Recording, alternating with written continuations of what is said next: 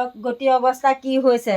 ঘৰ এয়া চাওক দেখিছে টিং এয়া কি হৈ আছে। এতিয়া ৰাতি দিনত হ'লেহে ভালকৈ দেখিলেহেঁতেন আমি কেনেকৈ থাকিম। ঘৰ দুৱাৰত বিচনা তলত আছোঁ, তাতো পানী, কানি কাপোৰ তিতা, ছোৱালীজনীক পিন্ধিবলৈ কাপোৰ এযোৰ নাইকিয়া। এই অৱস্থা আমাৰ হৈছে এতিয়া, আৰু চৰকাৰৰ ফালৰ পৰাও কোনো আমি সাহাৰ্য নাই। এই মুহূৰ্তলৈকে ঘৰ নেপালোঁ আৰু পঞ্চায়তত গৈ গৈ হাইৰাণ হ'লোঁ।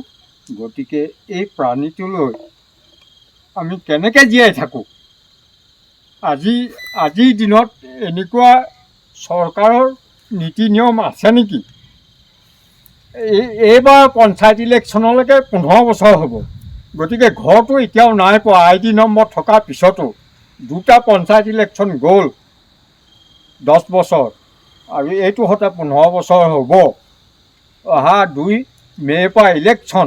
গতিকে মই ইলেকশ্যনত ভোট বৰ্জন কৰিম বুলি মোৰ পৰিয়ালটোৱে সংকল্প লৈছোঁ। চৰকাৰে কি কয় সেইটো তেওঁলোকৰ কথা। এইবাৰ হতে 5 বাৰ হৈছে। গাঁওবুঢ়াক আনিও ফটো মই এবাৰো সাহাৰ্য নাই পোৱা ঘৰৰ। আৰু আজি এই মুহূৰ্তত এই অৱস্থা। ৰাতি 10 বজাত এই শিশুটোলৈ আমি কেনেকৈ জীয়াই থাকিম।